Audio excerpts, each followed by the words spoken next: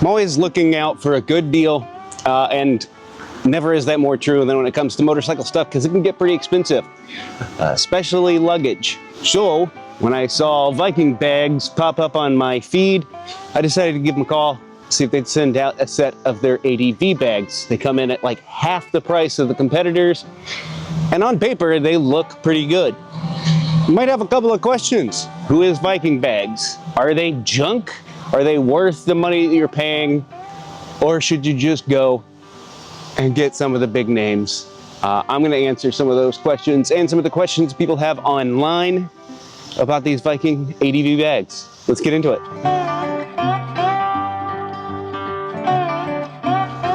All right, so like I said, I reached out to these guys, and in doing so, we had a conversation about how this review is gonna go. Those of you that know me, know that I've decided that reviews are going to be a little bit different. I'm not going to tell you to buy this. I don't have any affiliate codes or links or discounts or anything like that. I will leave a link to their site so you can go check it out, but they don't have any say in how this video is presented, what the contents of it or anything like that. In fact, this will be a point in their favor. The first conversation I had, they said, okay, we'll send you out, and you just let us know when you're done with the video, and give it to us so we can review it, make any notes. And I said, nope, that's not the way that we do. That's pretty standard affair. But I said, no, that's not the way we do things around here. You get to see it when the rest of the people get to see it. I'm not getting paid by these guys, so they're not clients of mine. And they were amenable to it, which is something that a lot of companies that I've reached out to have not been. So that's a decent sign at the very least. Now, who is Viking Bags?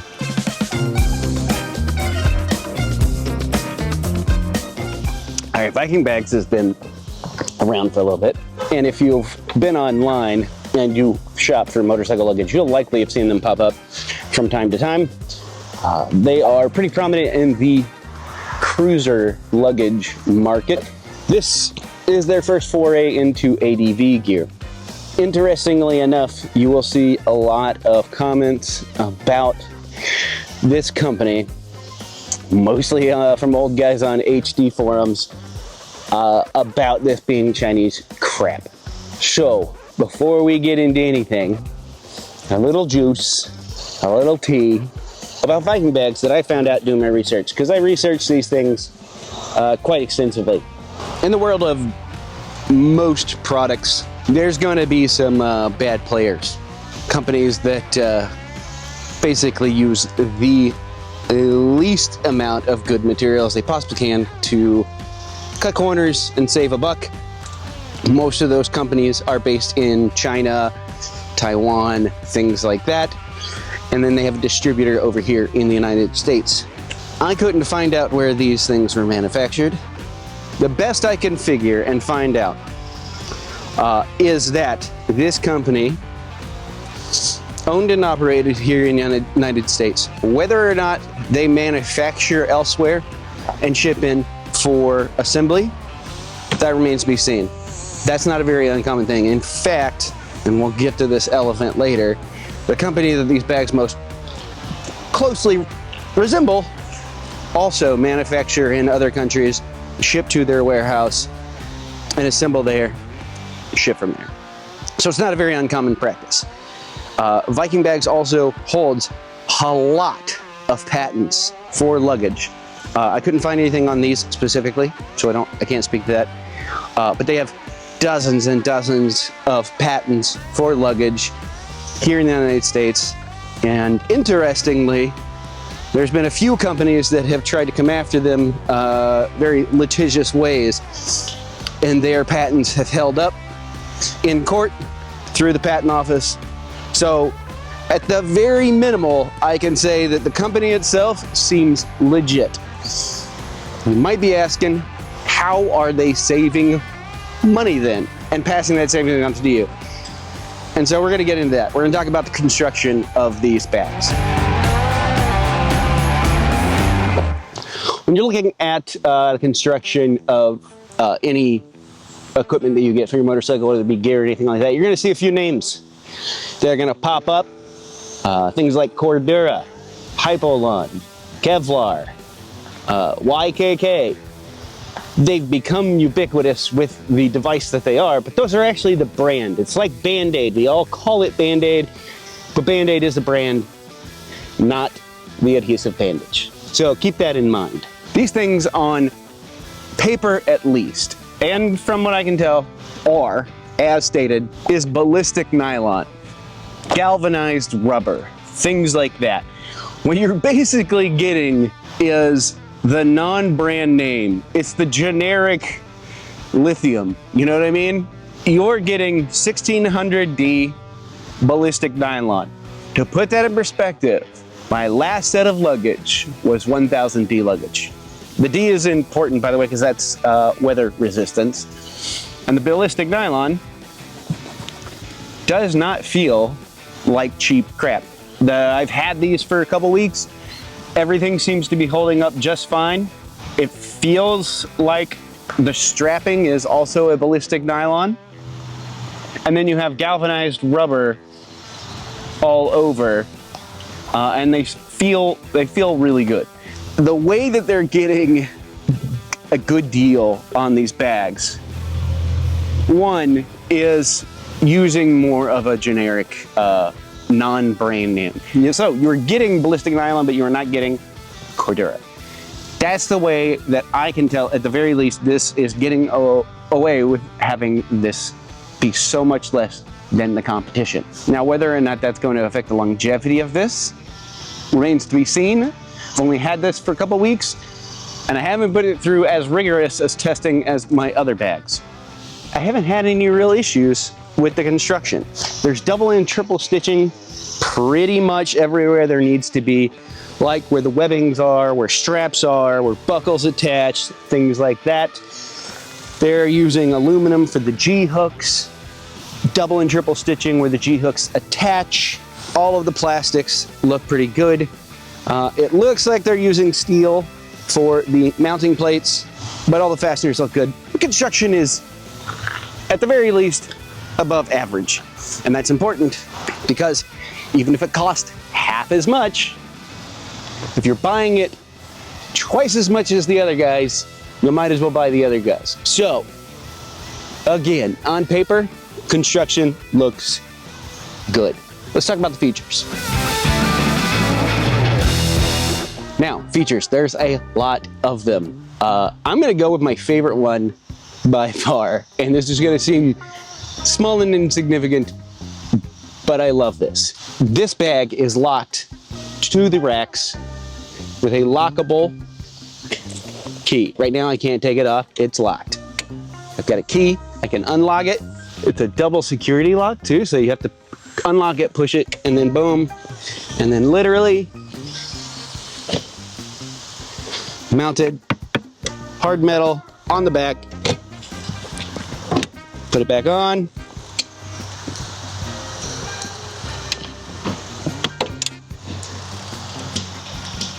Lock it up, ain't going nowhere. And that's cool, but that is cooler. This is like one of those combination lock things. So you can, and it locks the bag itself. This is the main entry to the bag. So you can lock this up, unlock it, roll it open, boom. Speaking of the bag, this is the 70-liter set. 35 liters a side, but it's not actually 35 liters. It's close to 40 or 45, somewhere in that range. Because on the side, you have these roll top pockets. They're dry bags. You slide in to the side pockets and clip in. So technically speaking, you got about 90 liters sitting on the back of it. And you do feel it, it's a bit heavy. That is because of the metal backing. All right, so I've already answered one of the questions that a lot of people had about these. Are these like some Chinese no-name brand BS? As far as I can find out, no, it is not. American company.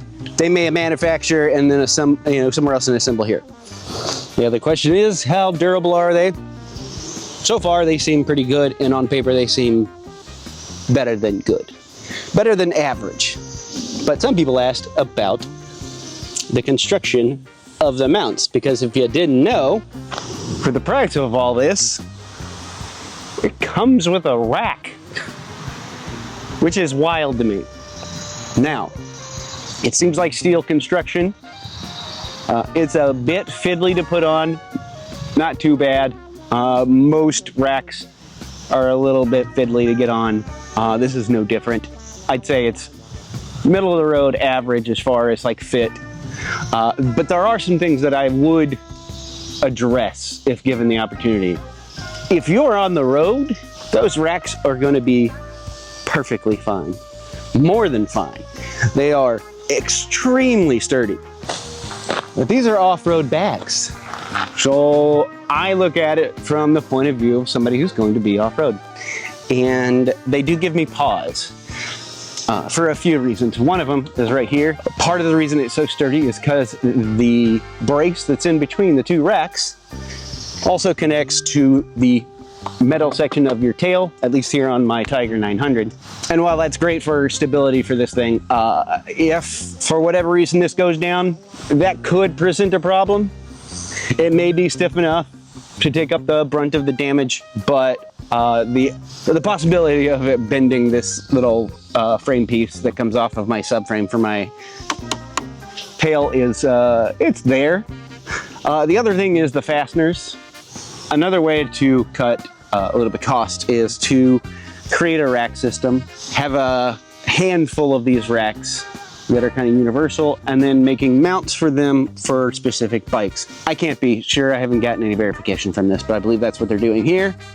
I would assume that there are other bikes that are using this rack and they have different mounts. These mounts are connected with just bolts. There's no nut on the back. It is a threaded mount, so it threads into there.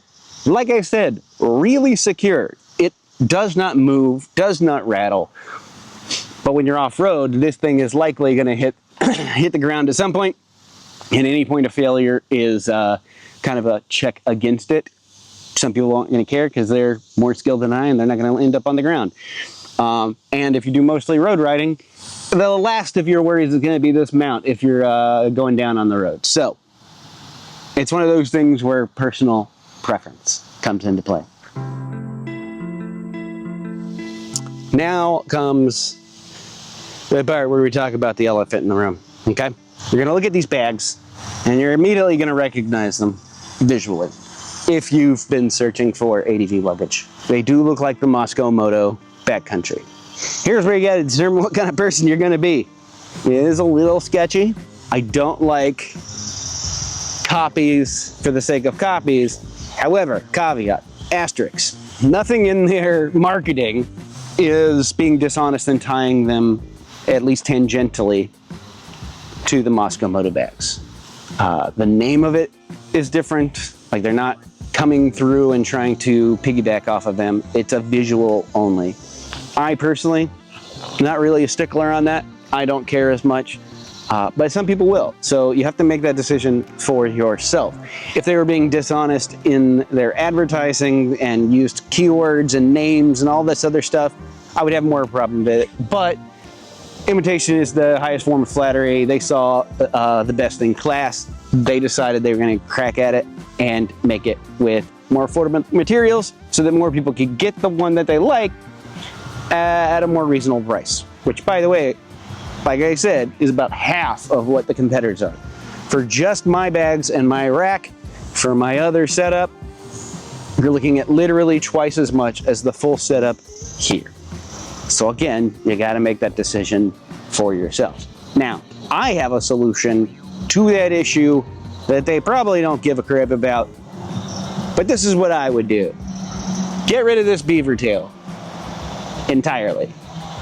It's a cool idea, rarely going to use it, and visually that is the most striking resemblance of the other one. You get rid of that, most bags are going to look fairly similar-ish. I think it's hard to make most bags look different as far as the overall setup is. So if they get rid of this useless beaver tail, one, it saves them a little bit of money that they can then put into making a more robust off-road version of the mounts for this. But also it kind of takes away that like sting, the initial sting of this bag looking like another bag. Like I said, I don't care. I'm more curious, like, okay, let's say you do bring the copy. Is it such an egregious piece of crap that you get it because it looks like the one that you like is cheaper, and then it falls apart on you after a month or two? Then I have a problem with it. But if it's like, hey, we saw that, we love it, it's one of those bags out there that is the best in the biz, and we just really like that and want to offer it in our ethos of making affordable luggage. Speaking of affordable luggage, the good news is these racks work with their other hard luggage for adventure bikes. So one rack to rule them all. You can get the hard cases and then just switch them out with that lock. That's pretty good. Now, let's talk about my experiences with these bags, because I've had them now for a couple weeks. I've taken them on a couple little small trips. They are heavier than I would like, and I can feel that weight, but it's not so much that it upsets the bike, so that's good. But I do notice when they're on. The amount of stuff I can carry in these bags is phenomenal.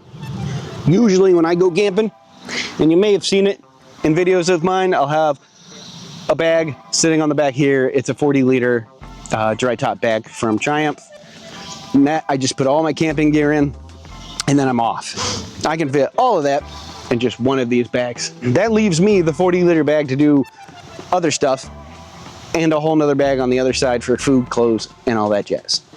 Taking them off and on with this little setup here with the lock and the metal piece is fantastic. I love not having to faff about with all sorts of different straps and all that crap just to get the bags on and off. Makes it great for taking them off at camp and then just unloading them off the bike. Having said that, there are about a bajillion straps all over this, so once you get it into the size that you're using for your trip, it's set. But every time that you fill this up in a different way, you've got to sit there and adjust. I wouldn't even begin to know. Maybe 15 different straps. And the cool thing is they have these little strap keepers, so they don't flap around or anything like that. There are some things that I would like to see on these straps specifically. Now, if they got rid of this beaver tail, it wouldn't matter, but I doubt that's going to happen. So, where these G-hooks, these are G-hooks by the way, because they're shaped like G's. Go figure. These G-hooks connect to the webbing that is looped here. Trying to do this one-handed is wild. There's double stitching where it connects right here. That's good. What I would love to see is some of this material, this galvanized rubber material on the back side of that, because this is a metal hook on ballistic nylon. Eventually this will wear, and having that backing would keep that from being worn out. But other than that, I have very little complaints. Now, as I said, we're gonna see how this plays out in the long run, and the next time I take one of my big trips, we're gonna be putting these through some heavy duty testing. I am a little concerned, like I said, about those racks off-road, but for the most part, I have to say I'm pretty pleased. And for like $700, getting the bags, the inner bags, and the mounts, yeah, it's not a bad gig. Not a bad setup. Like I've said before, I'm not here to tell you how to spend your money. I'm just here to give you information. That being said, I am most certainly going to consider getting the hard cases to go with this.